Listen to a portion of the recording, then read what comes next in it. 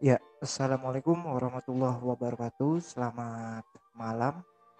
Di video kali ini saya mau share terkait dengan penggunaan Smart PLS 3 versi 3, yang mana akan digunakan dalam uji statistik eh, SEM PLS atau kita biasa kenal tuh partial least square ya. Jadi memang software ini sangat sering digunakan dalam penelitian-penelitian khususnya untuk mahasiswa-mahasiswa S2 dan S3 untuk mendukung hasil penelitian dan hipotesis yang telah diajukan.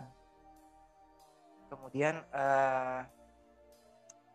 untuk ke depannya saya coba sharing-sharing bagaimana cara penggunaan Smart PLS ini untuk pengujian terkait dengan penggunaan variabel intervening dan moderasi. Mungkin pada prinsipnya sama ya, sesuai dengan buku-buku diktat, cuma saya coba sharing penggunaan Smart PLS secara singkat saja ya. Oke, sebentar saya coba next slide. Di video sebelumnya memang lebih banyak kepada jurnal-jurnal ya, publikasi dan lain-lain sebagainya. Cuman di episode kali ini saya mau sharing terkait dengan penerapan Smart PLS dalam analisis statistika. Oke, sebagai pendahuluan sebagaimana di slide, yang mana PLS ini dia dapat mengakomodasi data-data besar ya, dan data-data yang cukup banyak, dan juga dia juga data kecil juga bisa.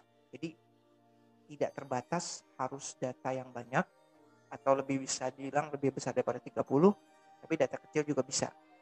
Dan PLS ini tidak memiliki banyak asumsi yang perlu diperlukan ya dalam penelitiannya. Dan juga bisa digunakan untuk melakukan konfirmasi dan prediksi terhadap hasil penelitian maupun grand teori yang sudah ada, gitu ya. Serta perancangan penelitian yang lebih advance atau lebih baru. Dan juga PLS ini dapat kita uji untuk mengestimate dan juga melakukan cek signifikansi terhadap model resampling atau uji hipotesis bootstrapping ya. Dan pada prinsipnya sih tujuan estimasi ini adalah membuat suatu bobot atau penilaian yang terbaik dari variabel endogen, dan juga untuk memprediksi hubungan variabel dengan indikatornya. Jadi untuk melakukan uji validasi juga bisa gitu ya, nggak hanya melakukan uji hipotesis, tapi uji validasi terhadap instrumentasi juga bisa dilakukan.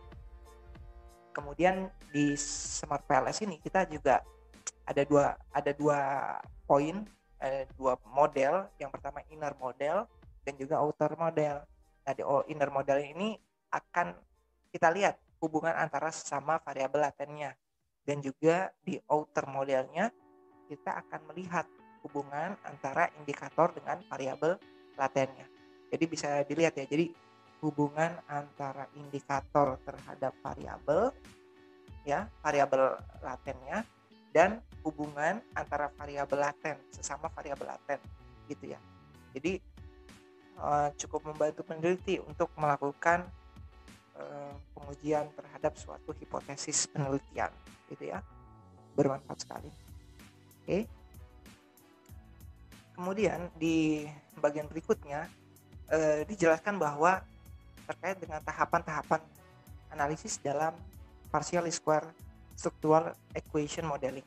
Nah, yang pertama adalah konseptualisasi. Nah, biasanya konseptualisasi itu kita lakukan semacam drafting terhadap model penelitian kita, maunya seperti apa nih gitu ya, mau berapa variabel, mau berapa indikator, mau berapa sampel gitu ya. Itu harus clear di awal tuh. Jadi di metode penelitian teman-teman harus clear dulu ya, berapa sampel, berapa variabel terikat, berapa variabel bebasnya, harus di state dulu di awal gitu ya. atau mungkin nanti di bagian terakhir ada variabel intervening, mediasi. Nah, teman-teman harus state juga tuh berapa variabel mediasinya, berapa variabel moderasinya. Nah, itu kayak gitu ya. Lalu kita gambarkan dulu diagram jalurnya. Setelah itu kita lakukan analisis algoritma. Jadi kalau di Smart PLS ada istilahnya PLS algoritma. Nah, di situ bisa dicek untuk mengecek terkait dengan validasi dari instrumen yang digunakan untuk mengukur variabel latennya. Kemudian tahap selanjutnya adalah menentukan metode resampling atau bootstrapping. Nah, di bootstrapping ini teman-teman menggunakan menu bootstrap di Smart PLS. Nanti di slide berikutnya saya coba jelaskan juga ya. Kebetulan ini saya capture untuk memudahkan teman-teman melakukan analisa statistik menggunakan Smart PLS. Dan terakhir adalah evaluasi model, gitu ya, dan interpretasi lah. Oke, next slide. Terkait dengan penggunaan langkah-langkahnya, Smart PLS ini ada beberapa step ya. Jadi teman-teman yang memiliki data-data mentah hasil survei itu teman-teman harus simpan dulu dalam format CSV, delimited ya. Jangan sampai tidak. Kalau tidak, maka datanya tidak bakal bisa digunakan untuk pengujian pengujian SAMPLS, gitu ya. Kemudian setelah itu buka aplikasinya Smart PLS 3.0. Kebetulan untuk presentasi kali ini saya gunakan Smart PLS yang 3.0. Jadi bukan yang versi 2.0 ya, jadi yang terbaru. Dan ini teman-teman bisa beli lisensinya. Kalau yang versi student gratis ya, tapi maksimal sampelnya 100. Tapi kalau untuk yang lebih advance, teman-teman bisa beli banyak banget. Itu bisa menggunakan kartu kredit juga bisa gitu ya. Jadi untuk membeli software tersebut.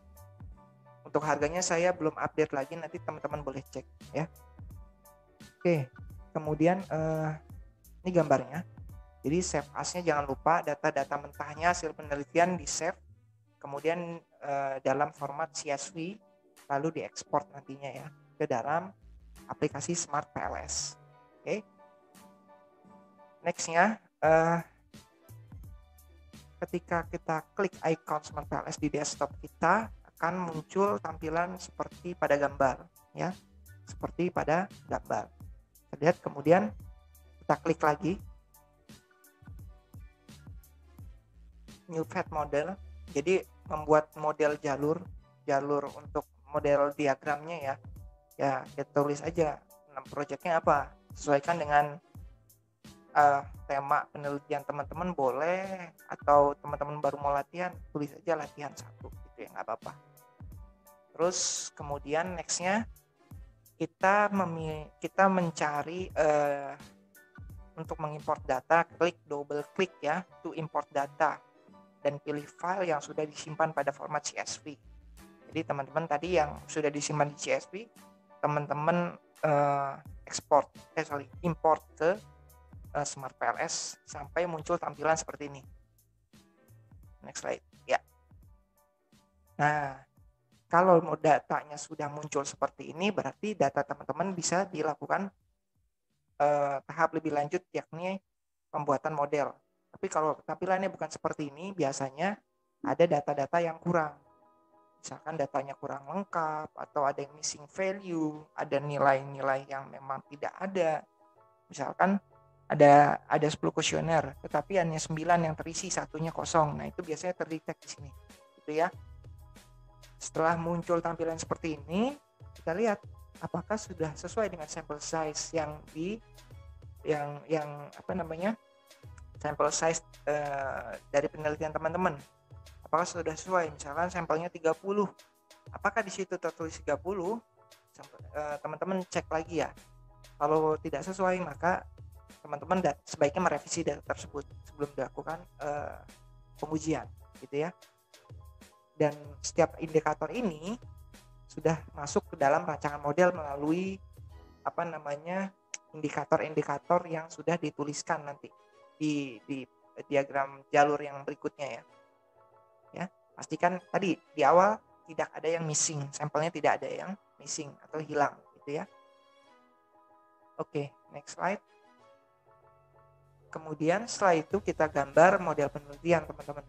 Jadi klik new pad model untuk memulai model, nanti muncul icon lingkaran warna merah setelah mengklik latent variable. Lalu kita ubah namanya ya. Kita ubah, kita pindahin, itu tinggal diklik aja, digeser-geser kursornya. Gitu ya. Sesuai dengan tampilan yang diinginkan teman-teman, sesuai dengan model penelitian juga tentunya ya. Jangan sampai masalah estetika itu penting juga ya. Jadi jangan sampai penempatannya itu kurang menarik gitu ya, dan kurang baik lah ya. Nah, yang tadi saya bilang, kemudian kita klik connect ya, setelah diatur posisinya, dihubungkan ya. Kalau dari gambar ini, dari presentasi saya ini kurang lebihnya ada berapa variabel tuh? 1, 2, 3, dan 4. Ada 4 variabel ya. Tinggal dihubungkan aja gitu ya. Jadi sangat mudah, nggak sulit ya. Kemudian setelah itu kita masukkan ke indikator ke dalam variabel dengan cara di drag ya.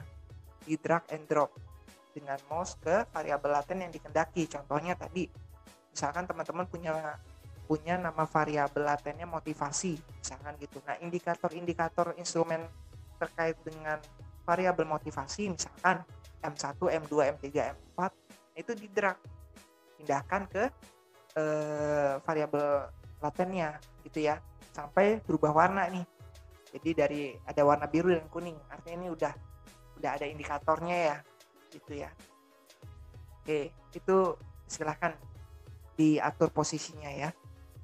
Kemudian setelah itu, untuk memudah penampilan, kita bisa atur nih, apakah mau indikatornya mau ada di atas, di bawah, di samping, di kanan, dengan klik kanan mouse pada variabel, lalu pilih align to top, align to right, align to left, atau align to bottom ya. Sesuaikan aja gitu ya. Jangan sampai estetikanya kurang. Jadi sesuaikan dengan ukuran dari masing-masing indikator. Kalau misalkan indikatornya banyak ya, saran saya sih align to left dan right ya, lebih aman kayak gitu. Oke, next. Nah, ini tadi saya sudah jelaskan. Yang tadi belum. Jadi apakah indikatornya misalkan banyak banget gitu ya, 20 indikator atau 10 indikator. Teman-teman bisa meng-hide itu dengan mengklik hide indicator of selected constructs ya. Jadi untuk menyembunyikan. Kalau menampilkan lagi gimana? Ya tinggal klik aja show indikator gitu ya. Oke. Nah, ini penjelasan sedikit ya. Jadi memang nih ada inner dan outer model. Yang mana inner model ya ini hubungan antara variabel latennya. Sedangkan manakah yang outer model? Nah, kita lihat hubungan antara itu ya, variabel laten, indikator variabel latennya. Nah, ini bisa kelihatan dari sini penjelasan. Ya. Ini kalau teman-teman masih bingung, ini saya nggak mau jelasin teknisnya banget. Ini filosofinya banget, teorinya banget. Teman-teman bisa buka bukunya dari Prof. Ghazali, itu bagus juga. Kemudian Dr. Wakti kalau nggak salah, itu juga bagus bukunya ya. Next slide. Oke, di bagian berikutnya kita akan melakukan 2 analisis GOV ya, goodness of fit. Jadi uji kelayakan sebenarnya ya. Jadi uji kelayakan ini sebenarnya ada 2 ya. Pertama outer model, measurement model, dan juga yang kedua adalah structural model atau biasa sebutnya inner model.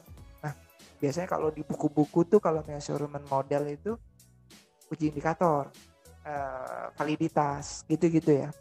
Kalau inner model itu biasanya untuk pengujian hipotesis biasanya gitu ya. Next. Jadi di GOV ini nanti yang pertama kita pakai 2 kita pakai dua analisis GOV-nya, yakni adalah PLS algorithm di Smart PLS-nya. Kemudian yang kedua adalah menggunakan Bootstrap ya. Dan memang dua output ini diberikan nanti dalam bentuk gambar model, itu bisa disimpan juga dalam bentuk image atau screenshot bisa. Terus teman-teman tambahkan dalam lampiran, tambahkan dalam penelitian teman-teman, bisa, sangat bisa. Dan juga untuk text output juga bisa diekstrak dalam bentuk Excel dan HTML ya. Kalau untuk yang versi 3.0 itu bisa diekstrak ke Excel, format Excel. Itu memudahkan banget teman-teman untuk untuk melakukan pembahasan, hasil penelitian, untuk melakukan analisa dan juga menambahkan dalam lampiran supaya nggak ngetik ulang lagi ya. Tapi ada beberapa universitas yang memang wajib untuk screenshot hasil analisa statistiknya. Dikhawatirkan analisa statistiknya hasilnya dimanipulasi. Itu ya. Itu yang saya tahu. Oke. Next. Dan yang tadi terkait dengan tahapan analisis, untuk measurement outer model kita menggunakan fitur PLS algorithm. Yang pertama adalah terkait dengan validitas diskriminan. Nah, validitas diskriminan kita akan mengecek terkait dengan nilai cross loadingnya ya. Kemudian yang kedua terkait dengan AV, average variance extracted ya. Kemudian yang ketiga composite reliability. Dan yang terakhir ada Cron Batch Alpha. Nah, biasanya kalau teman-teman yang udah biasa pakai SPSS itu biasanya nggak asing nih dengan istilah Cron Batch Alpha ya. Itu biasanya mereka sering pakai. Dan di di SMPLS ini kita pakai 4 indikator ya untuk mengukur measurement model atau outer model. Oke. Next. Dan untuk mengukur inner model kita lihat R-square-nya, hasil dari ya bisa dari PLS algorithm setelah dilakukan penghilangan indikator. Nanti di next slide ya, penghilangan indikator yang memang tidak valid itu bisa lihat R-square-nya setelah melakukan kita ngeklik PLS algorithm ya. Dan juga kita bisa cek di pad koefisiennya setelah melakukan uji bootstrapping nanti di next slide ya. Oke. Dan yang untuk outer model ini kita ada beberapa parameter ya. Yang parameternya rule of thumb ini salah satunya saya ambil terkait dengan convergent validity, discriminant validity, dan reliability ya. Oke. Untuk convergent validity kita dapat melihat nilainya dari mengukur nilai AV-nya. Apakah AV-nya di bawah 0,5 atau di atas 0,5 gitu ya. Kalau di bawah 0,5 berarti tidak konvergen gitu ya. Tidak konvergen gitu ya. Dan kemudian untuk diskriminan validity-nya, di mana nilai ini sebenarnya merupakan hasil cross loading dari loading faktor yang berguna untuk mengetahui apakah konstruk dari konstruk dari variabel-variabel tersebut memiliki diskriminan yang memadai atau tidak untuk kita gunakan dalam uji statistik selanjutnya. Jadi apakah nilai tersebut jika dibandingkan lebih kecil atau lebih besar? Nah, lebih kecil atau lebih besar? Kalau dia lebih besar, memang dia mewakili konstruknya gitu ya. Kalau lebih kecil dia tidak mewakili konstruknya. Itu ya. Teorinya seperti apa? Silakan baca bukunya. Ini saya penjelasan singkat aja. Dan kemudian terkait dengan reliability, kita lihat dari poin dua poin. Composite reliability, yang mana kita dipersyaratkan memiliki nilai composite reliability-nya di atas 0,7. Kalau di bawah 0,7 artinya dia memiliki reliabilitas yang rendah. Jadi tidak dapat digunakan dalam pengukuran suatu model.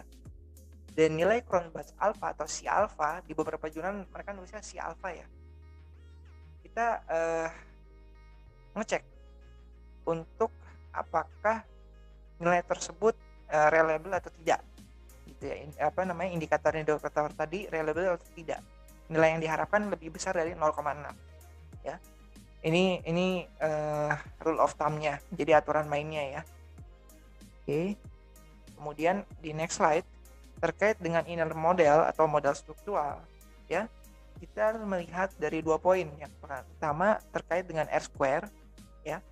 R-square pada konstruk endogennya. Dan nilai R-square ini kalau di SPSS tuh biasanya koefisien determinasi gitu ya, bisa dijelaskan seperti itu. Dan ini saya coba ambil dari Hare et al. Jadi ini teman-teman kalau yang penelitian mengenai menggunakan SampleS gitu ya, biasanya sih referensinya ke Hare ya. Ini saya lupa tahunnya tahun berapa, kalau nggak salah tahun 2000-an lah, baru-baru aja kok ini. Jadi kalau kita nilai R-square-nya itu 0,75 itu kuat, 0,5 itu kuat, ya sedang lah, medium. Sorry ini belum saya edit. Kemudian 0,25 ini lemah gitu ya. Di bawah itu gimana? Berarti apa ya istilahnya, variabel-variabel tadi itu dalam penelitian memiliki pengaruh yang sedikit kalau di bawah 0,25 ya. Kemudian nilai estimate for pad coefficient, kita lihat bahwa nilai koefisien jalurnya atau besarnya hubungan antara atau pengaruh ya konstruk latennya. Jadi memang itu bisa dilihat di situ. Dilakukan dengan prosedur bootstrapping. Nah, bootstrapping nanti kita jelaskan di next slide ya. Oke. Bootstrapping biasanya sih dikenal dengan uji hipotesis gitu ya. Oke, jadi salah tulis, algoritma sebenarnya algoritma setting. Jadi setelah teman-teman membuat model diagramnya, indikatornya juga sudah dimasukkan gitu ya, sudah di drag, maka teman-teman langsung klik calculate kemudian pilih PLS algorithm ya. Di tabnya itu ada calculate, kemudian teman-teman pilih PLS algorithm ya. Oke. Kemudian next. Nah, nanti outputnya ada beberapa ya. Yang pertama pad coefficient melihat besaran hubungan ya. Itu biasanya nanti dimasukkan ke dalam nilai persamaan gitu ya. Itu bisa dimasukkan ke dalam situ. Kemudian untuk indirect effect atau efek tidak langsung itu untuk melihat pengaruh tidak langsungnya.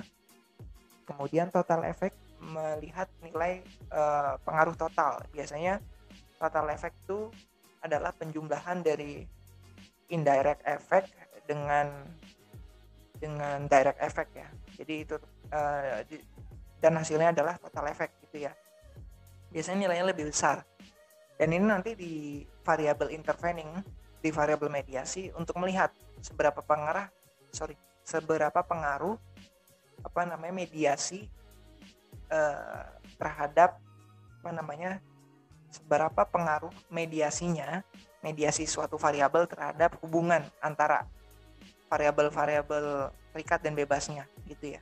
Itu bisa dilihat di situ. Oke. Next slide.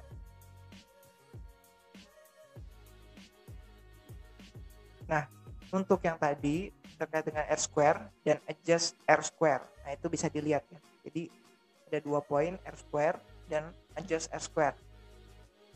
Kemudian kita juga bisa melihat R-square daripada outputnya, dan juga kita dapat melihat Cronbach's alpha, composite reliability dan AV-nya jika kita mengklik construct reliability dan validity. Dan juga kita bisa melihat nilai validitas diskriminannya atau bisa disebut cross loading-nya ya.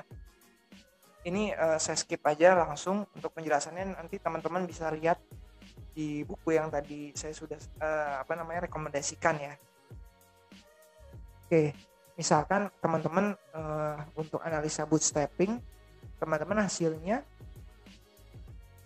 dilihat dari outer loading-nya, apabila statistiknya lebih besar dari 1,96 maka hipotesis diterima. Dan begini sebenarnya. Jadi kalau teman-teman melakukan uji hipotesis gitu ya, teman-teman ingat setting di Smart POS adalah one tile ya, karena akan melihat pengaruh ada atau tidak. Jadi one tail ya, one tail. Kemudian alfa apa namanya, tingkat kepercayaannya adalah 95% gitu ya. Jadi itu di set dulu di awal ya. Tadi mohon maaf saya belum jelaskan di awal. Jadi jangan sampai teman-teman setnya itu two tail. Jadi artinya kalau two tail kan kalau dari hipotesis yang terkait dengan pengaruh ada atau tidaknya kan kurang pas gitu ya. Jadi teman-teman saya sarankan untuk melakukan apa namanya pengujian one tail ya di alfa atau tingkat kepercayaan tadi 95% ya. Gitu ya. Kemudian jika kita lihat dari PET koefisien atau koefisien jalurnya, jika tes statistiknya lebih besar 1,96, hipotesis diterima. Ya. Jadi kalau tes statistiknya kurang dari 1,96 artinya tidak ada pengaruh variabel bebas terhadap variabel terikat gitu ya, atau variabel independen terhadap variabel dependennya gitu ya. Kita lihat bahwa memang ini sangat penting, jangan sampai teman-teman salah menganalisa yang tadinya tes statistiknya apa namanya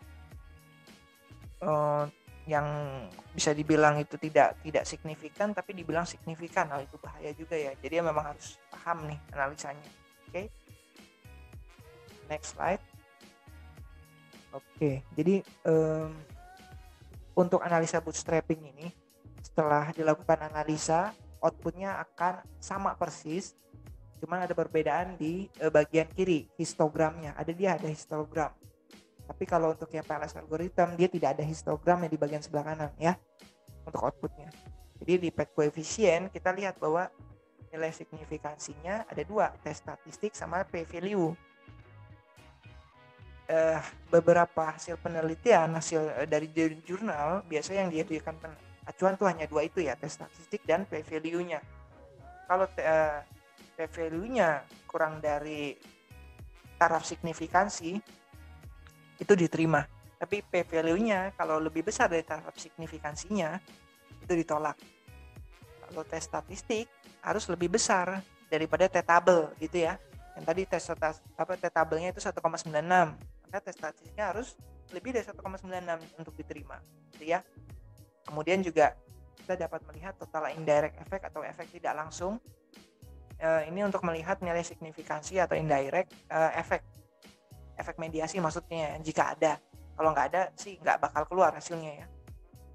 Dan juga kita akan melihat nilai signifikansi total jika kita ngeklik di total efek, kalau ada efek mediasi atau intervening ya.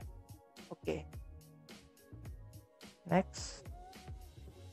Jadi memang ada beberapa penjelasan sih di sini. Ini yang kalau teman-teman melakukan ekstrak formatnya HTML seperti ini ya. Ini versi yang lama. Kalau versi yang baru kayaknya sih udah langsung ya, langsung bisa di di copy ya ke format Excel. Saran saya sih langsung di copy format Excel karena lebih mudah ya. Apalagi yang udah paham gitu ya, buru-buru gitu langsung aja. Nggak usah pakai format HTML, pakai format yang Excel juga udah oke. Gitu ya. Oke, next. Nah, ini tadi sudah saya jelaskan. Ini sudah. Oke. Nah, lihat di modelnya, kita lihat bahwa di sini maknanya kita lihat dari indikatornya. Apakah indikatornya ada yang kurang dari 0,5 nilainya? Kalau ada, maka harus dihapus indikator tersebut untuk dilakukan pengujian ulang gitu ya. Ketika dilakukan pengujian ulang, maka akan ada second model seperti ini. Nanti second model abis ini ya. Jadi kita analisa dulu. Kalau memang ada nilai AV yang di bawah 0,5, yaitu tidak valid, maka harus dibuang dulu indikator-indikator yang memang tidak valid tersebut ya, supaya nilai construct reliability dan validity-nya diterima gitu ya. Oke, kembali lagi dari first modelnya tadi ada yang paling rendah nih nilai indikatornya, ternyata nilai loading faktornya itu di bawah 0,5 gitu ya. Bahkan untuk beberapa penelitian indikatornya untuk loading faktor di atas 0,7. Kalau dikurang dari 0,7 dia nggak diterima. Nah, saran saya kalau penelitian itu sebaiknya menggunakan loading faktornya wajib di atas 0,7. Supaya apa? Supaya nanti nilai nilai hasil dari KLS algorithm maupun dari nilai bootstrapping itu lebih akuntabel, lebih terpercaya, reliable gitu ya. Tapi memang ada beberapa jurnal, beberapa buku yang menyebutkan nilai loading faktornya di atas 0,5 aja untuk penelitian pertama, it's okay lah ya. Oke, ini saya next. Berarti ini indikator yang VM1 ini di delete ya, di delete. Kemudian hasilnya seperti ini ketika dilakukan pengujian PLS algorithm yang kedua, yang mana kita lihat bahwa nilai VM ini udah valid nih gitu ya. Tadinya sebelumnya nggak valid jadi valid gitu ya. Jadi sudah bisa dikatakan indikator tersebut mewakili variabel konstruknya gitu ya. Dan jika dilihat dari nilai thresholding atau diskriminan validity-nya, kita lihat apakah nilai-nilai dari L1, contoh L ya, layout ya, L1, L2, L3 ini lebih kecil atau tidak dibandingkan variabel indikator lainnya gitu ya. Ternyata dia besar, yang lainnya memang kecil-kecil, artinya dia mewakili variabel konstruknya. Indikator tersebut mewakili variabel konstruknya. Oke, next. Nah, untuk mediasi ini biasanya di beberapa jurnal sebutannya intervening, dan judul-judulnya biasanya memang judulnya seperti ini, misalkan ya, pengaruh budaya organisasi terhadap kinerja karyawan melalui motivasi kerja. Nah, kalau ada hal-hal seperti itu tuh biasanya intervening. Kemudian ada lagi pengaruh budaya organisasi terhadap kinerja karyawan dan implikasinya terhadap motivasi kerja. Nah, itu biasanya tuh ada pastinya ada mediasinya. Atau ada lagi misalnya seperti ini, pengaruh budaya organisasi terhadap kinerja karyawan, titik 2, efek mediasi motivasi kerja. Nah, itu juga bisa gitu ya. Ya, kurang lebih judul-judul, model-model judulnya seperti itu. Ya, memang nggak jauh-jauh sih dari situ ya. Itu sebagai contoh, monggo dikembangkan. Oke, di di poin yang terkait dengan mediasi ada 2 poin sebenarnya ya. Kita lihat dulu nilai signifikansinya. Kemudian kita lihat pengaruh langsung dan tidak langsungnya. Apakah benar ada efek mediasi di situ atau tidak? Dan juga akan kita lihat mediasinya sempurna atau sebagian. Nah, di beberapa literatur tuh sudah sering disebutkan bahwa efek mediasi sempurna seperti apa, sebagian partial mediation seperti apa, atau tidak ada sama sekali efek mediasi juga seperti apa, itu sudah dijelaskan. Teman-teman bisa cari bukunya, ada penjelasan itu. Ini saya langsung skip aja ya. Oke. Ya, tadi saya ubah menjadi 3 variabel aja untuk melihat efek mediasi. Nah, kita lihat kalau dari model diagram ini, yang mana yang merupakan variabel mediasi? Motivasikah, insentifkah, atau kinerja? Ya, insentif ya, yang mediasi ya, kelihatan ya. Jadi di situ kelihatan kelihatan banget. Jadi insentif menang istilahnya di tengah-tengah ya, sebagai perantara antara motivasi dan kinerja. Yang mana memang kita tahu di sini ada efek motivasi langsung terhadap kinerja, tapi ada juga efek motivasi terhadap kinerja melalui insentif gitu ya. Kita lihat. Next slide-nya terkait dengan hasilnya adalah ini screenshot dari hasil bootstrapping ya. Kita lihat di sini ada nilai original sampel, kemudian ada nilai tes statistik, dan juga ada nilai p-value. P-value-nya aman di bawah 0,05. Tes statistiknya juga aman ya, gitu ya. Kemudian lihat lagi original sampelnya, itu kelihatan banget positif, ada walaupun ada negatif ya. Oke, di sini kita bisa lihat signifikansinya sudah memenuhi atau tidak. Oh mohon maaf, ini di 0,232 ini nggak apa namanya, nggak signifikan ya. Jadi yang signifikan tuh hubungan antara insentif dengan kinerja dan motivasi terhadap insentif. Sedangkan motivasi terhadap kinerja itu nilainya tidak signifikan karena p-value-nya di atas 0,05. Nah, ketika ada hubungan antara motivasi terhadap kinerja ternyata tidak signifikan, apakah ada pengaruh jika diselipkan motivasi di tengahnya atau sebagai perantara, hasilnya signifikan atau tidak? Kita lihat di next slide. Oke, kita lihat dulu persyaratannya. Terkait dengan syarat mediasi itu ada dua. Mediasi sempurna, full mediation, terjadi ketika X dan Y, variabel X dan variabel Y tidak signifikan awalnya, tetapi dengan adanya variabel M menjadi signifikan.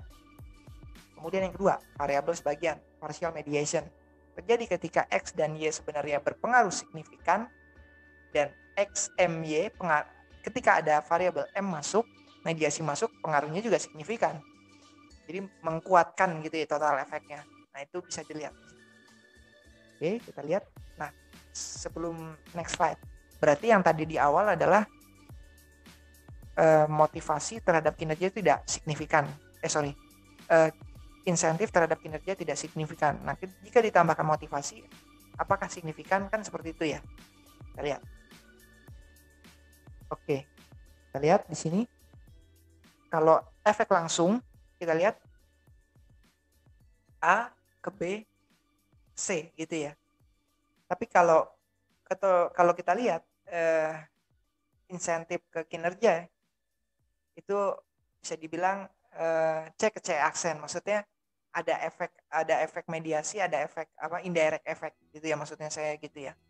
Ada total effect yang tadi di awal, total effect sama dengan direct effect ditambah indirect effect. Nah ini daripada bingung langsung ke next slide ya. Nah kita lihat dari nilai signifikansi itu, kita lihat pengaruhnya, pengaruh langsung dan tidak langsung ya. Nilai A itu tadi 7,871, nilai B-nya 8,075, nilai C-nya 1,198. Jika teman-teman iseng nih, coba ya, iseng-iseng, ini merupakan perkalian ya. Jadi perkalian. Jika yang mana tadi C aksen ya, C aksen maksudnya efek yang C aksen tadi, efek yang setelah dilakukan mediasi tadi, C tambah A kali B gitu ya. Itu hasilnya bisa kelihatan. Ini langsung aja ke next slide ya. Jadi dari tadi itu bingung nih, apa sih indirect effect, apa sih direct effect gitu ya. Sebenarnya nggak usah bingung. Jadi di total effect itu sebenarnya gabungan antara pengaruh langsung dan tidak langsung. Nah, banyak sekali peneliti, teman-teman mahasiswa itu salah masukkan nilai. Jadi yang mereka masukkan tuh bukan nilai tidak langsung, tapi total efeknya. Maka pada saat perhitungan, aku jadi besar gitu ya. Nah itu biasanya banyak yang salah memasukkan nilainya, ya.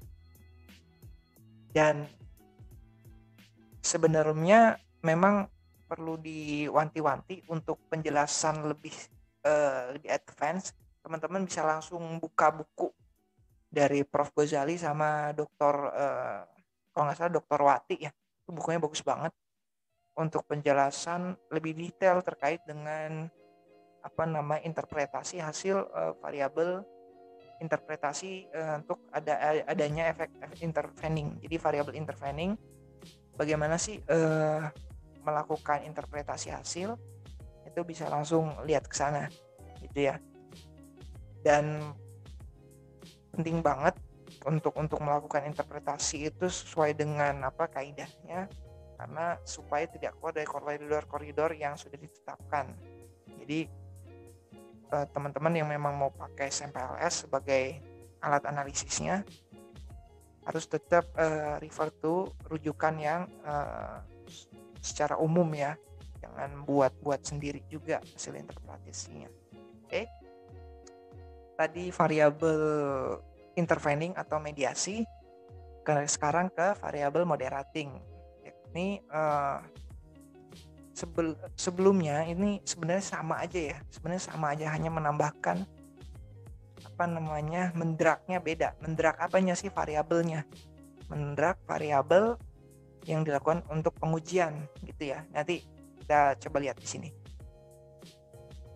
Jadi kita cek apakah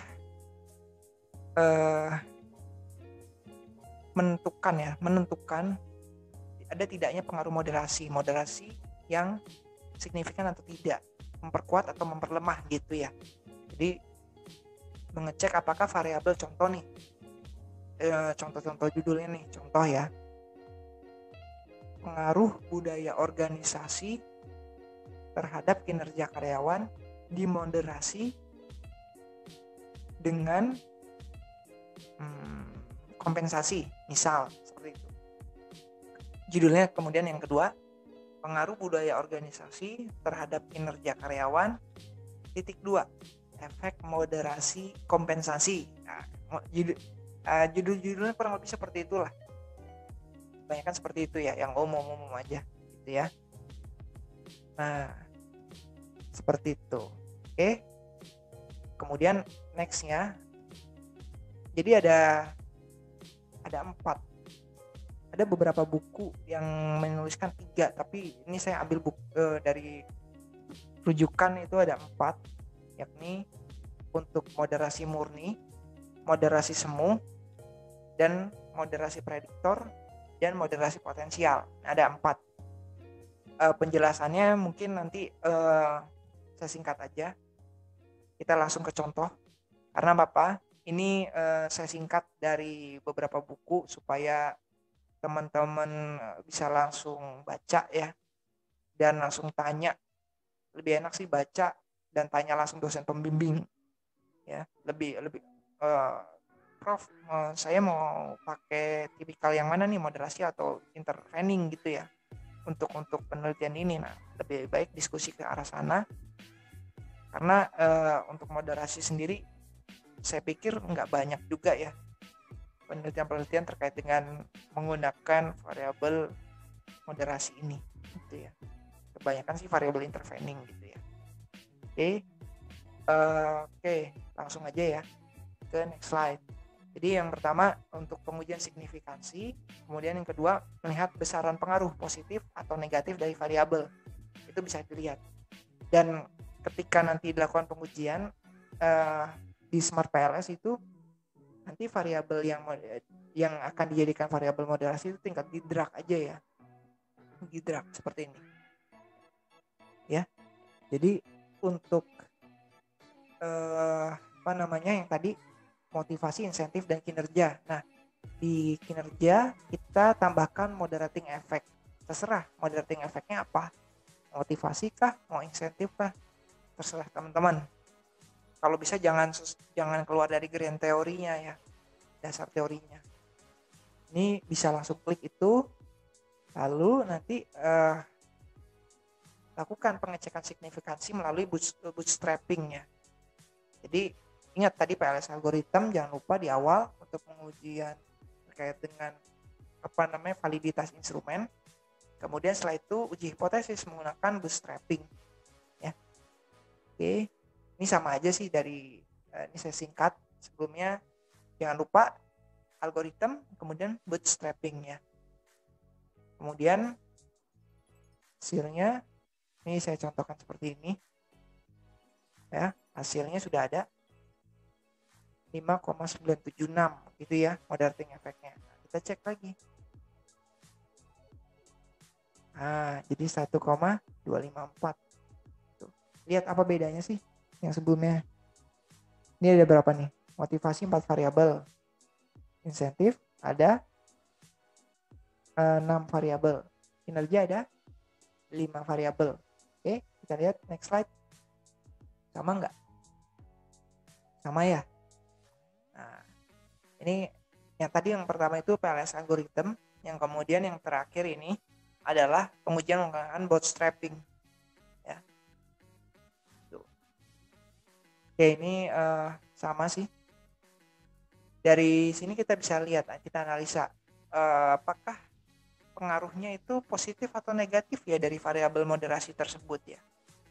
Apakah memperkuat atau memperlemah gitu ya, dengan menggunakan analisa PLS algorithm yang tadi. Kemudian kita juga akan melihat hipotesisnya signifikan atau tidak dilihat dari bootstrapping. Kurang lebihnya itu dari saya. Untuk moderasi ini cukup singkat karena memang sama ya dengan dengan pengujian sebelumnya, hanya saja perbedaan model diagramnya aja ya. Untuk lebih jelasnya nanti teman-teman saya sarankan untuk membaca buku metode penelitian Dr. Wati dan juga pengujian menggunakan Smart PLS itu dari Prof. Ghazali ya. Gitu. Kurang lebihnya itu sih untuk materi kali ini. Kurang lebihnya mohon maaf.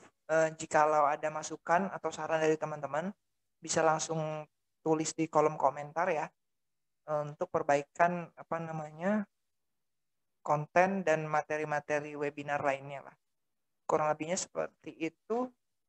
Assalamualaikum warahmatullahi wabarakatuh. Semoga bermanfaat. Selamat malam.